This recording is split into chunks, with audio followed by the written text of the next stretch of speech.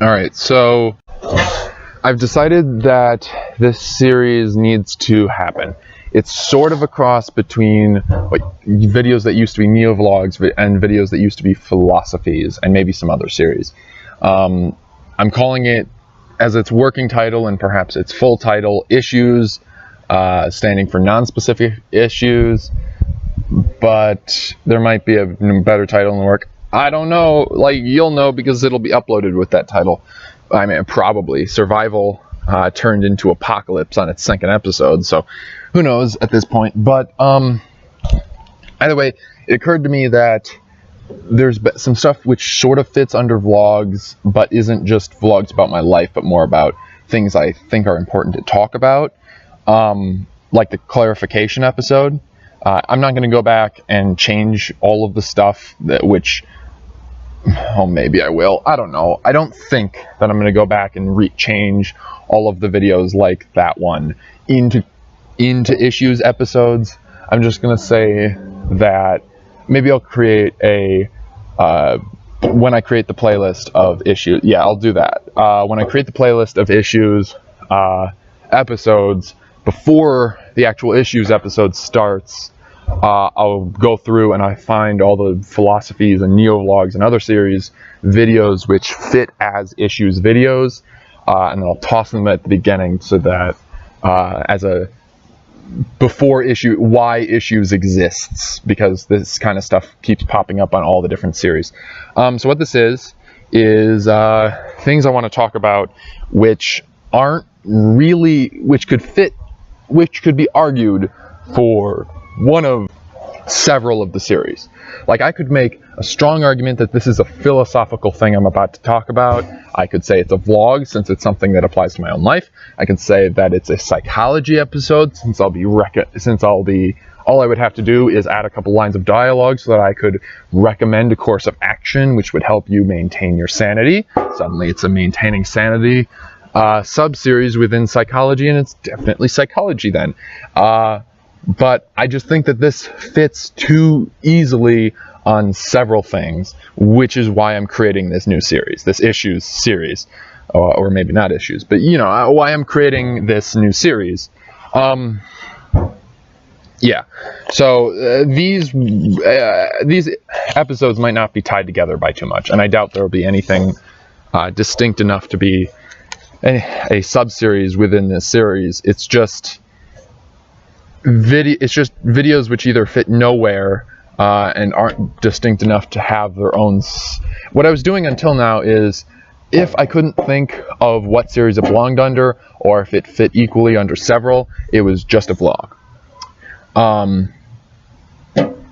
So yeah, but I realize that that's not a good thing. The vlogs should just the vlog should pretty much just be channel updates and then stuff happening in my life, which is what they would be.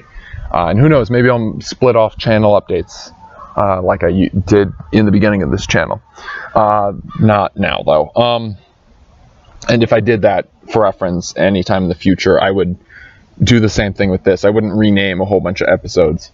No, I think the vlogs, that gives the vlog some purpose, and it lets me explain why I did it, because the reasons why I changed things in this channel, like when I got that new camera, or old new camera, it's a lot of the times it comes down to, like, I prefer it. So if it was straight channel news, then I'd be talking about things like they're the good of the channel, not they're the good of my sanity maintaining this channel. Anyway, so the vlogs, the reason you watch the vlogs isn't because, at least likely for most people who are gonna watch them, which is still zero, but if anyone ever gets to watching this channel, the reason you would watch the vlogs isn't because they're about me, which some of them would be, but mostly because they're about my explanations for changes and updates to this channel. Same with the quick updates series. Except that's a little more condensed with a significantly smaller proportion of ranting. Alright, so and you can see why this was arguably a vlog that I changed into a new series. So the thing is, about this topic. The reason I would want to make it a philosophy is because I sort of have a good connection with the philosophy series, being things which I've been thinking about for just years at a time. A lot of those episodes are just things which have been rolling around in my head for a long time, like the Descartes episode, especially the infinite complexity episode. God, that series was a long time coming. As to where things like a lot of the psychology episodes are either things which I was doing subconsciously and just realized that I was maintaining my sanity that way, or are things which I realized I should start doing. So this series or this episode of this series anyways, is something which I realized recently that I've been thinking about for a while. And what it comes down to is what you do outside, work that you do that you're not getting paid for. I already made a video on hobbies, and I think that hobbies are included in this, but they're not the exclusiveness of this. One obvious example that people actually do tend to treat seriously is kids. If you got kids, that's work that you do, but you're not being paid for it. And at least not monetarily. But the thing is, I think that the point of life, even within our insanely monetary modern society, or postmodern or ultramodern or whatever the term is, modern apparently counts as like 1750, so who knows what today is. But in today's incredibly money-driven society, despite how money-driven our society is, I think that the real work which counts is the work which you don't do for money. Not just the work you do to maintain your own life, although that is a good part of it. I think it's the fact that humans naturally will strive to do things, even if the things we're doing are solely to make our lives personally better. What we're doing is we're still building something up, even if only we will ever, like you get a house. When you get it, it's awful, it's rugged, it's beat up, or maybe it's just fine. Either way, you're going to make it lived in, you're going to make it usable, even if only to you. You're going to improve it in some way that you know it is improved, it is better, or at least it is better for your use. And the fact that we do this by nature, and yet it is seen as play, it's seen as not important. I think one of the main problems with our current society is that we see anything which isn't given a societal exception, such as having kids, for obvious monetary improvement, such as attending a university, and not getting, or not just straight up getting you paid like a job. We see it as unimportant, or something you do exclusively for yourself that should be always that you should always be able to maneuver around your more important things, such as your job. And I think it's the opposite.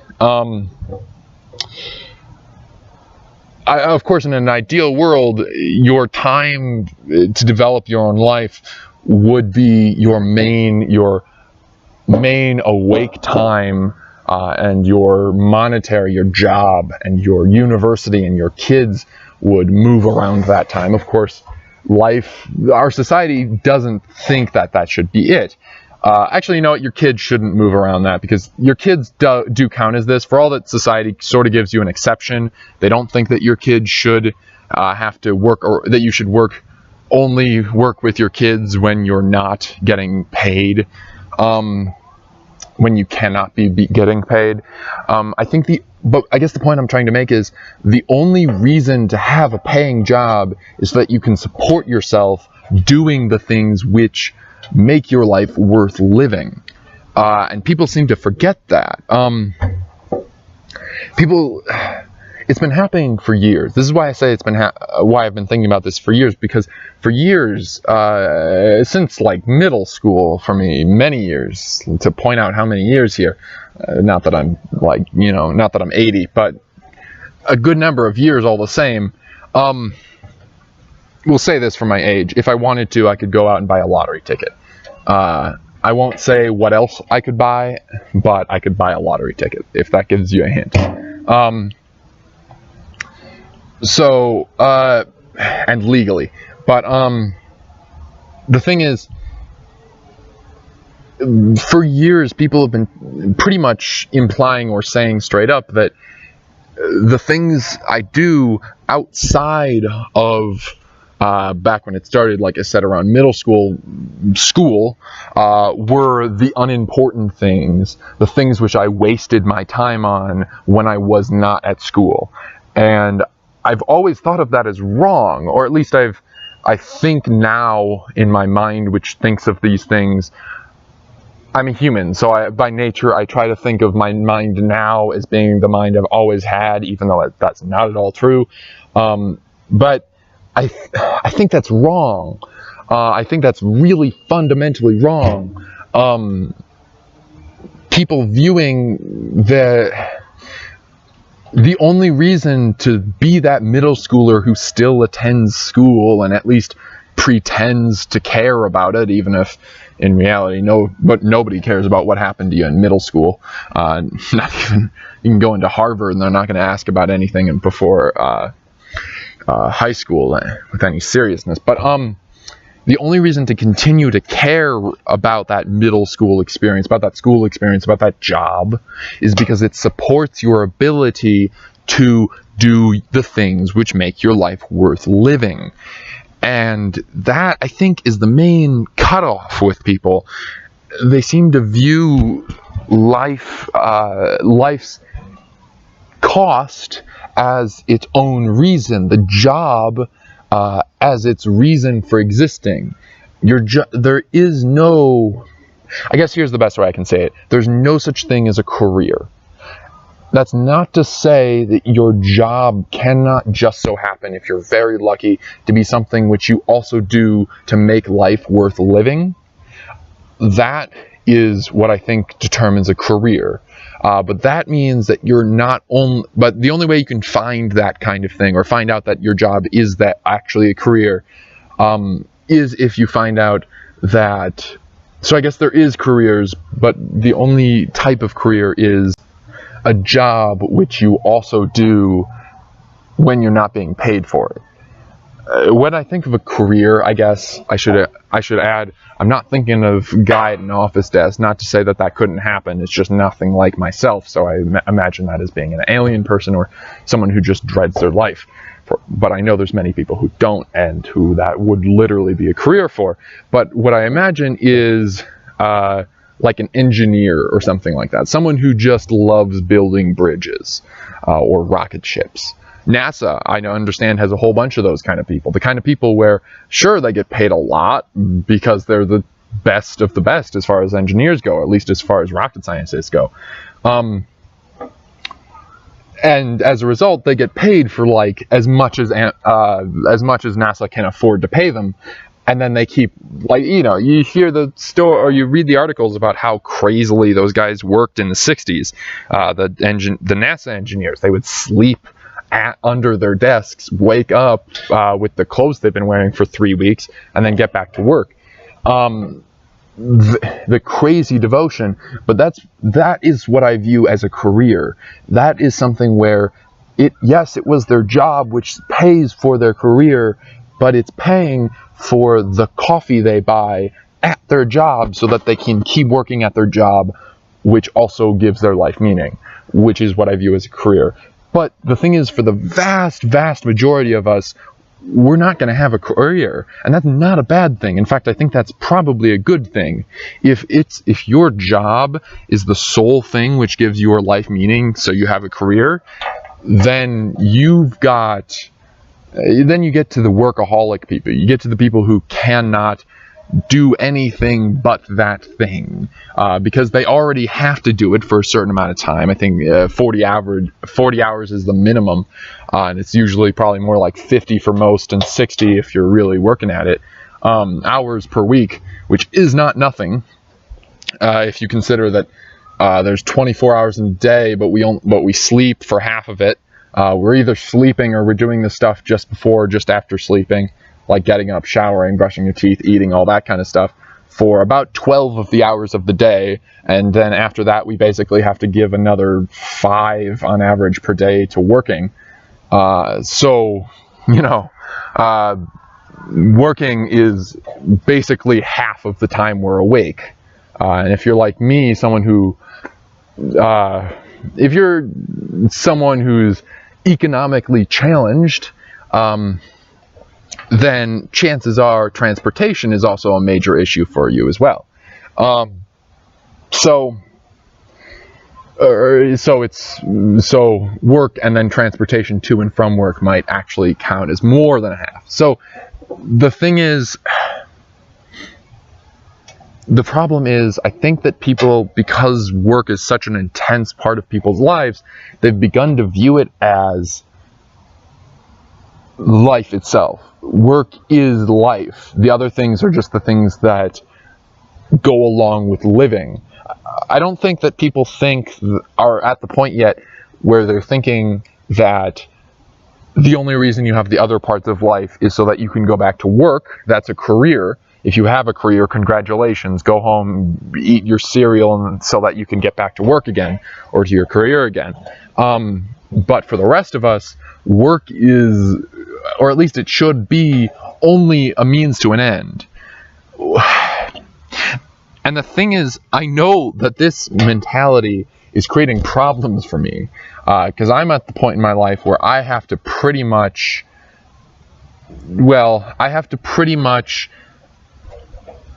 really devote myself to something if I want to get to some high level at a job. And a lot of people think that I should, and I don't entirely disagree with them. I think that having a higher level at being a manager of something would be quite nice. But the thing is, I don't value those types of things in the same way. I can look at the high school janitor with just the worst job on earth, you know, cleans up the puke of snotty high school brats. We were all one, so we can admit that those are what they are. So has the worst job on earth, and I can see him or her and think, okay, he's got a good, or she, okay, I'm going to keep saying he. I'm a guy, I'm going to say he, because I'm imagining myself in that role when I imagine the hypothetical situation. So I can say that guy has a good job, not because his job is actually pleasant, but because his job is one where he can do it, be done, and then go live. He can then leave it so that he can become not a member of society as his job demands him to be, but as a living individual with his own life. And life does not happen at a job. At least not most of them.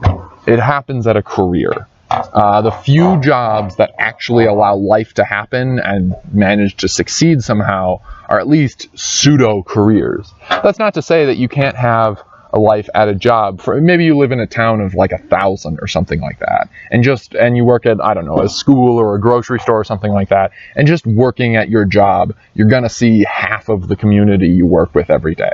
Or you're going to see half of your community every day, or a third of it, or something like that. That's fine.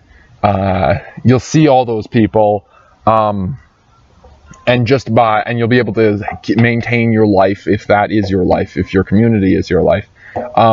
You'll be able to maintain your life during your job. And I say, even if your job then sucks, you've got a pseudo career, because then if that happens to be who you are, then your job allows you to maintain your life at least a little bit during it.